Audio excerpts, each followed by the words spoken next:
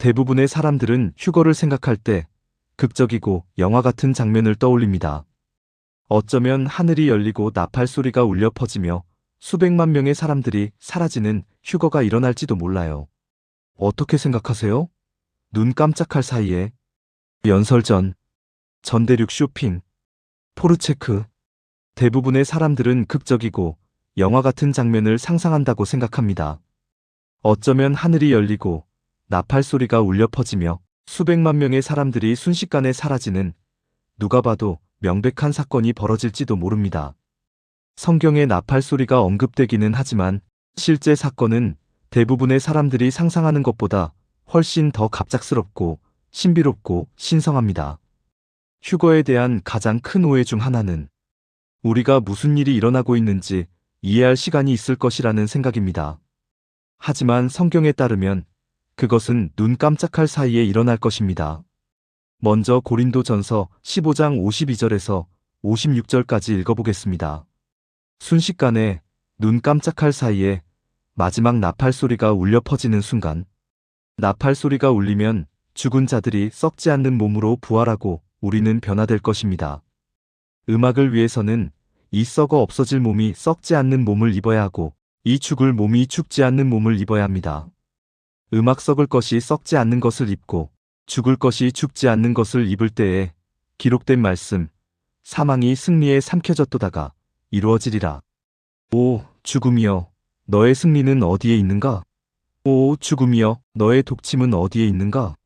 이 구절은 숨막힐 정도로 놀라운 사실을 드러냅니다. 믿는 자들의 변화는 순식간에 일어날 것입니다. 순간을 나타내는 그리스어 단어는 ATAMOS이며 여기서 애텀이라는 단어가 유래했습니다. 너무 작아서 나눌 수 없는 무언가를 의미합니다. 눈 깜짝할 사이에. 그 구절은 눈 깜빡할 새도 안 될 만큼 빠른, 가능한 가장 빠른 움직임을 묘사합니다. 실제로 소요 시간은 단 몇 밀리초에 불과할 것으로 예상됩니다. 그것에 대해 생각해 보세요. 눈 깜빡할 새도 없이 우리는 변화되고 변모하고 불멸의 존재가 될 것입니다. 이 세상의 모든 고통, 질병, 그리고 피로가 사라질 것입니다. 작별 인사를 할 시간조차 없을 거예요. 음악 당신은 휴대전화를 잡을 수도 사랑하는 사람들을 모을 수도 없을 겁니다. 순식간에 당신은 공중에서 주님을 만나기 위해 들려 올려질 것입니다.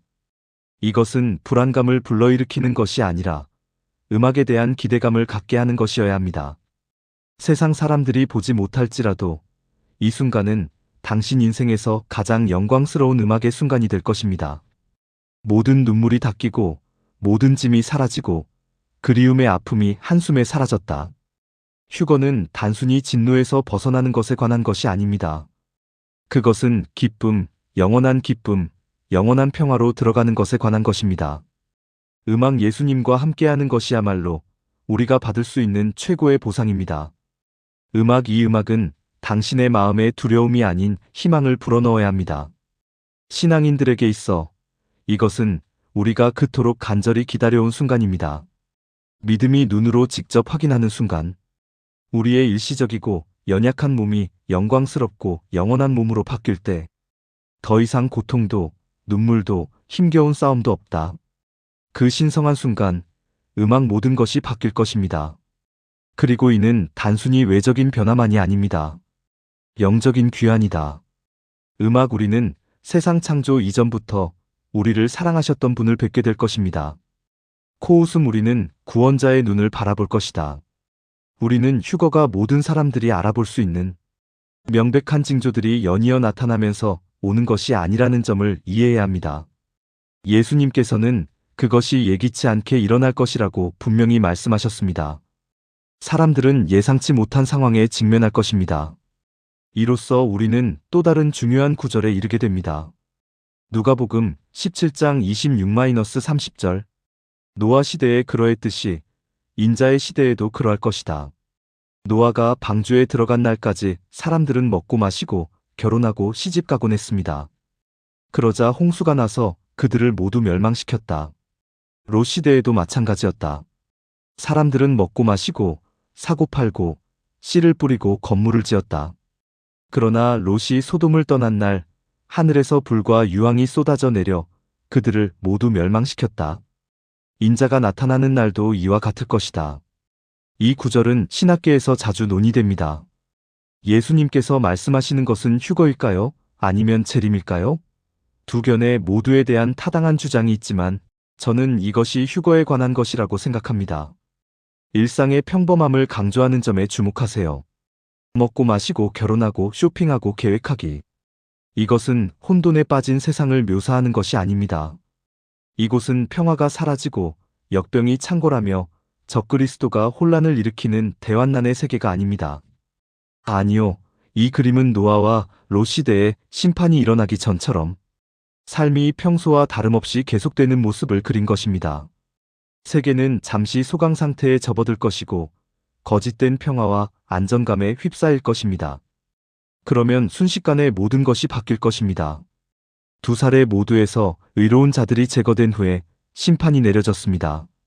노아와 그의 가족은 비가 내리기 전에 방주 안에 갇혔습니다. 불이 소돔에 떨어지기 전에 롯은 천사들의 인도를 받아 소돔에서 나왔습니다. 이 이야기들은 휴거의 예표 또는 그림자입니다. 의로운 자들은 진노를 받도록 정해지지 않았다. 데살로니가전서 5장 9절. 그리하여 하나님은 심판을 내리시기 전에 그들을 제거하셨습니다. 이는 진노 전에 구원하고 멸망 전에 해방시키려는 하나님의 마음과 일맥상통합니다. 예수님께서 인자가 나타나는 날에도 이와 같을 것이라고 말씀하신 것은 믿는 자들이 갑작스럽고 예상치 못하게 땅에서 들림받는 휴거를 가리키는 것이라고 생각합니다. 그러다 갑자기 심판의 음악이 시작됩니다. 이 계시는 세상 사람들을 위한 것이 아니라 그의 백성들을 위한 것입니다. 그리스도께서 신부를 맞이하러 오시는 영광스러운 순간. 이 사실에는 깊은 생각에 잠기게 하면서도 동시에 위안을 주는 무언가가 있다. 남겨진 사람들에게는 너무 늦을 것이기에 정신이 번쩍 드는 일이다. 일단 시작되면 후회할 시간은 없을 것이다. 기다려줘라고 말할 시간이 없어. 준비할 시간은 바로 지금입니다. 지금은 은혜의 시대입니다. 그러나 나팔 소리가 울리면 노아의 방주에서처럼 문이 닫힐 것입니다. 하지만 그리스도 안에 있는 사람들에게 이것은 파멸의 메시지가 아닙니다. 승리의 메시지입니다. 그것은 위대한 희망입니다. 이 희망이 당신의 마음을 움직이게 하십시오. 우리는 적그리스도를 기다리고 있지 않습니다. 우리는 혼란이나 전쟁, 기근이 우리의 구원을 촉발하기를 바라지 않습니다. 우리는 예수 그리스도라는 분을 찾고 있습니다. 그가 오실 때에는 밤의 도둑처럼 오실 것입니다. 데살로니가전서 5장 2절. 도둑질하려는 것이 아니라 구원하려는 것이며 진노를 일으키려는 것이 아니라 상을 주려는 것이며 순결하고 준비된 그의 신부를 집으로 데려오려는 것입니다.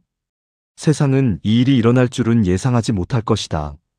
사람들은 스마트폰을 들여다보며 출근하고 결혼식에 가고 쇼핑하고 밥 먹고 웃고 떠들다가 순식간에 수백만 개의 사진이 사라질 것입니다. 음악 그리스도 안에서 죽은 자들이 먼저 부활할 것입니다. 그때에 살아남은 우리도 그들과 함께 구름 속으로 끌어올려져 공중에서 주님을 만나게 될 것입니다. 예고도 없고 신변 정리를 할 시간도 없을 겁니다. 준비가 됐거나 안 됐거나 둘 중 하나입니다. 이 진리는 우리의 신앙의 든든한 기반이 되어야 하며 우리의 우선순위를 명확히 해야 합니다. 음악 준비됐나요? 우리의 마음은 영혼에 고정되어 있는가? 아니면 우리는 일시적인 것들에 정신이 팔린 걸까요? 음악 예수님께서는 우리에게 방탕과 술 취함, 그리고 삶의 근심에 짓눌리지 말라고 말씀하셨습니다. 그렇지 않으면 그날이 덫처럼 갑자기 우리를 덮칠 것이라고 하셨습니다. 누가복음 21장 34절. 음악 우리는 우리의 마음을 살펴보아야 합니다. 우리는 음악은 그가 언제든 돌아올 수 있다는 생각으로 살아가야 합니다. 왜냐하면 그는 음악은 그럴 수 있었기 때문입니다. 분명히 말씀드리겠습니다. 휴거는 할리우드 영화에서 묘사하는 방식대로 일어나지 않을 것이다. 극적인 분위기 조성도, 으스스한 음악도, 카운트다운도 없을 겁니다. 음악 그것은 즉각적이고 개인적이며 친밀한 음악 신성한 은총의 행위가 될 것입니다. 그리고 그것은 전 세계를 충격과 혼란에 빠뜨리고 해답을 찾기 위해 허둥지둥되게 만들 것입니다. 하지만 구원받은 자들에게는 역사상 가장 위대한 귀환이 될 것입니다. 이것이 바로 예수님께서 마태복음 24장 442절에서 그때의 밭에 두 사람이 있을 것이니 한 사람은 데려가고 한 사람은 남겨둘 것이다 라고 말씀하신 이유입니다. 두 여자가 맷돌에서 곡식을 갈고 있을 텐데 한 명은 끌려가고 한 명은 남을 것이다. 그러니 깨어 있으세요. 음악 너희는 너희 주님께서 어느 날에 오실지 알지 못하기 때문이다. 그는 우리에게 육체적으로가 아니라 영적으로 깨어 있으라고 정신을 바짝 차리고 냉철한 판단력을 유지하며 준비된 자세를 갖추라고 촉구합니다. 왜냐하면 한 번 일어난 일에는 두 번 다시 기회가 없기 때문입니다. 선은 그어졌다. 은혜의 시대가 심판의 시대로 바뀌어 간다. 하지만 우리에게는 얼마나 영광스러운 희망이 있는가. 휴거는 우리를 두렵게 하려는 교리가 아니라 우리를 위로하고 예수님께서 그의 신부를 잊지 않으셨다는 것을 상기시켜주기 위한 교리입니다. 그분은 진노가 아니라 사랑으로 돌아오실 것입니다. 벌을 주려는 것이 아니라 구원하려는 것이며 멸망시키려는 것이 아니라 속량하려는 것이며 모든 약속을 이루시어 세상이 시작되기 전부터 우리를 위해 예비해 두신 곳으로 우리를 인도하시려는 것입니다. 음악 휴거의 경이로움을 되새기며 여러분의 마음이 두려움이 아닌 희망으로 가득 차기를 바랍니다. 모든 신자에게 있어서 휴거는 단순히 파괴된 세상을 뒤로하고 떠나는 것만을 의미하는 것이 아니기 때문입니다. 이는 하나님께서 항상 우리를 위해 계획하신 충만함 속으로 나아가는 것에 관한 것입니다. 그것은 우리가 항상 되어야 했던 존재가 되는 것에 관한 것입니다. 온전하고 거룩하고 음악 그리고 집, 성경은 우리가 순식간에 변화될 것이라고 말합니다. 통증, 질병 진단, 장애, 노화 과정, 이 모든 것이 뒤로 남겨질 것입니다. 더 이상 병원에 갈 필요가 없습니다. 더 이상 잠 못 이루는 밤은 없습니다. 더 이상 불안이나 우울감은 없습니다. 만성 질환이나 체력 저하에 시달리지 마세요. 허리는 아프지 않을 거예요. 두려움에 심장이 두근거리지 않을 거예요. 음악 피로 때문에 무릎이 꺾이지 않을 거예요. 죄와 부패의 무게 아래 고통받아온 당신 몸의 모든 부분 음악이 영광스럽고 영원한 무언가로 변화될 것입니다. 음악 사도 바울은 빌립보서 3장 20절과 21절에서 이렇게 말합니다. 그러나 우리의 시민권은 하늘에 있습니다. 우리는 거기에서 오실 구원자, 곧 주 예수 그리스도를 간절히 기다립니다.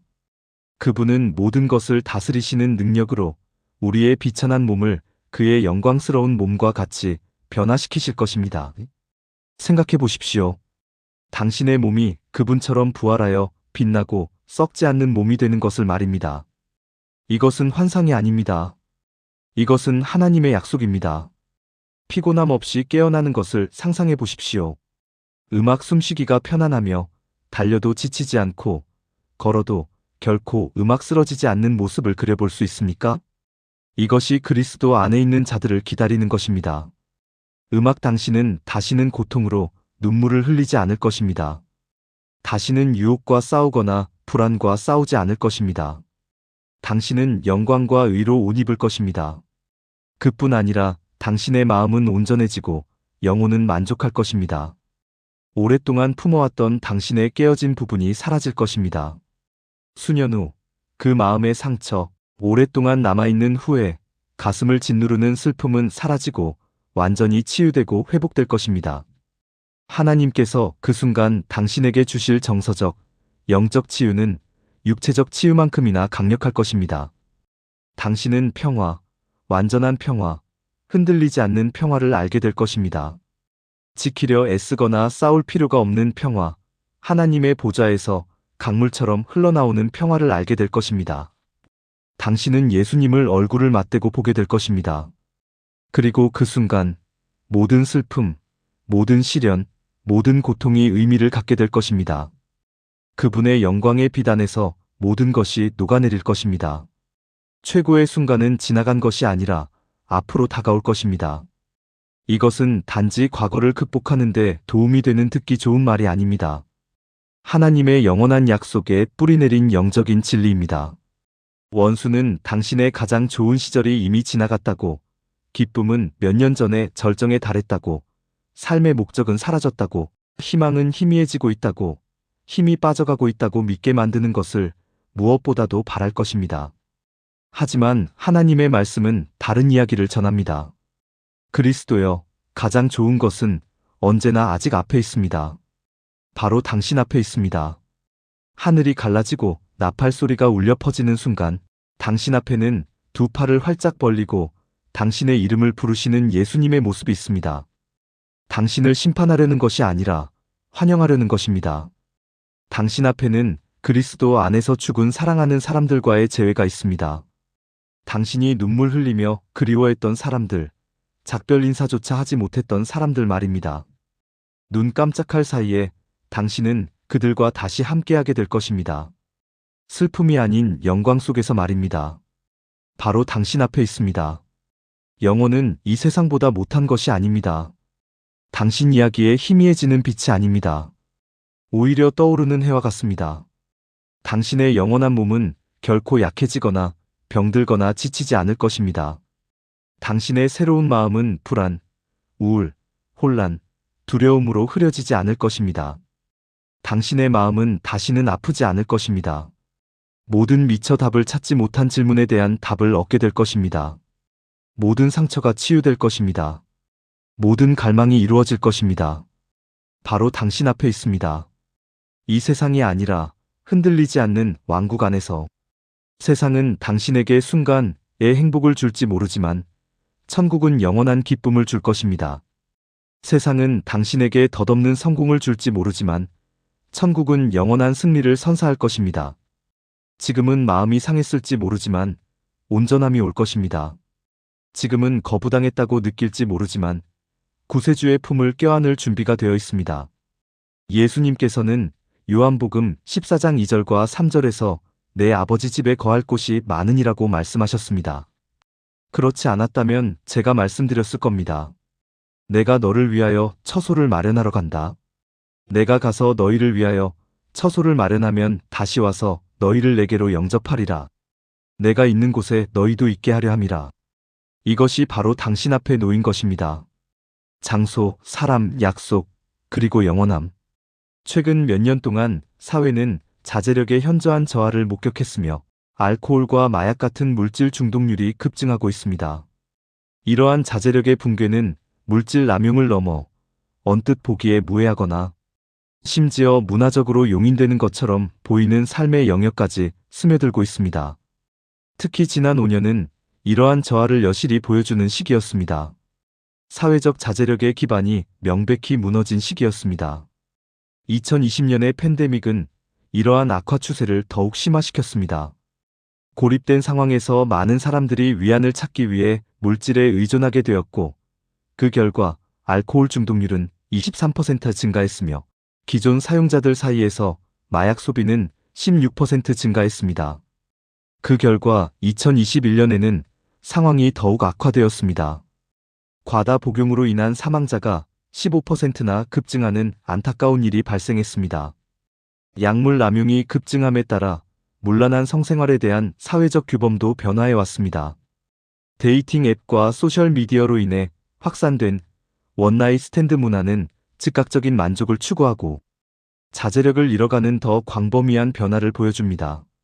앱을 통해 무궁무진한 새로운 인맥과 파트너를 만날 수 있습니다. 예전에는 직접 만나야 했지만 이제는 반경 1마일 약 1.6km 이내, 심지어 50마일 약 80km 이내에 있는 모든 사람을 보여주는 앱이 있습니다.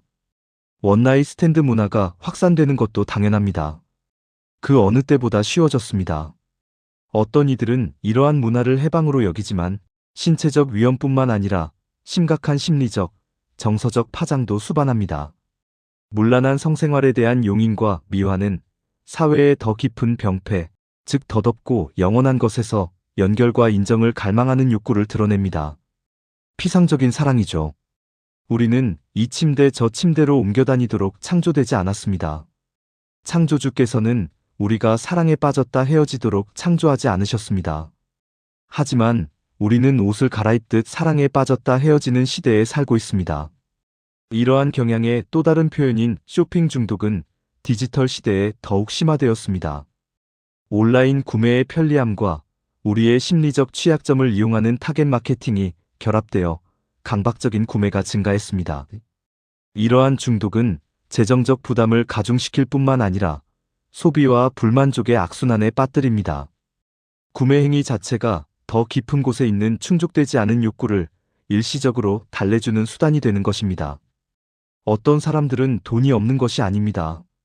단지 자제력이 부족할 뿐입니다. 자제력 부족으로 인해 분수에 넘치는 생활을 하며 돈을 무책임하게 쓰는 것입니다. 마찬가지로 도박 중독도 자제력이 약해진 이러한 환경에서 번성하고 있습니다. 온라인 도박 플랫폼의 접근성 향상과 공격적인 광고는 도박에 빠지기 쉽게 만들었습니다. 도박의 덫, 내기의 스릴, 손실을 만회하려는 욕구는 충동성과 장기적인 행복, 보다 위험한 순간적 보상을 추구하는 사회 전반의 문제점을 반영합니다. 포르노 소비는 증가하고 있습니다. 2023년에 가장 많이 방문한 웹사이트 10개 중 하나가 포르노 사이트였다는 사실을 알고 계셨습니까? 이것이 우리가 살고 있는 세상입니다. 그런데 이상하게도 많은 사람들이 깨닫지 못하는 것은 이러한 자제력 부족의 가속화가 성경에 예언되어 있다는 것입니다. 이러한 자제력 부족은 우리 눈앞에서 일어나고 있는 말세의 징조이지만 사람들은 이를 깨닫지 못합니다. 디모데후서 31-4 너희는 또한 이것을 알라. 마지막 날에 위험한 때가 올 것이다. 사람들이 자기 자신을 사랑하고 탐욕스럽게 자랑하고 교만하고 신성모독하고 부모에게 불순종하고 감사할 줄 모르고 불경건하고 자연적인 애정이 없고 약속을 어기고 거짓 고발을 할 것이다. 절제력이 없고 사납고 선한 사람들을 경멸하고 배신하고 고집스럽고 교만하고 하나님을 사랑하는 것보다 쾌락을 사랑하는 자들. 3절에서 오늘 우리가 집중할 단어는 바로 절제력이 없는입니다. 절제력이 없다는 것은 무슨 뜻일까요? 이 문맥에서 절제력이 없다는 것은 특히 성적인 욕망에 있어서 절제나 자제력이 부족하다는 것을 의미합니다.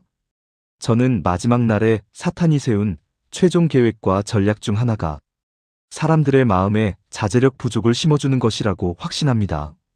성적인 영역뿐만 아니라 마약, 술, 음식, 일, 재정, 쇼핑 등 다른 영역에서도 마찬가지입니다. 원수는 사람들이 정욕의 노예, 절제되지 않은 욕망의 노예가 되도록 만들려고 합니다. 그 방법 중 하나는 사회와 사회적 기준을 이용하는 것입니다. 사회는 끊임없이 변화하고 있으며 아브라함과 이삭과 야곱의 하나님으로부터 점점 멀어져 이 세상의 하나님의 기준에 가까워지고 있습니다. 사람들은 변하기 시작했습니다. 그들은 점점 더 하나님으로부터 멀어지고 있습니다. 성경의 가르침에서 벗어나 이 세상의 신에게 더 가까이 나아가십시오. 세상이 옳다고 말한다고 해서 성경이 그것에 동의하는 것은 아닙니다. 오늘날 세상에서 벌어지는 일들을 보면 인간의 악과 죄악이 만연해 있음을 알 수 있습니다. 사람들은 하나님의 거룩한 기준에 어긋나는 행동과 행위를 공공연히 저지르고 있습니다. 이로 인해 그러한 비난받을 만한 행동의 동기에 대해 의문을 품게 됩니다. 그 답은 바로 자제력 부족입니다. 살인과 우상 숭배에서부터 도둑질과 음행에 이르기까지 죄악의 범위는 매우 넓습니다. 이러한 행위들에는 공통적으로 자제력 부족이라는 결함이 있습니다. 이 단 하나의 결함이 모든 죄의 근원입니다.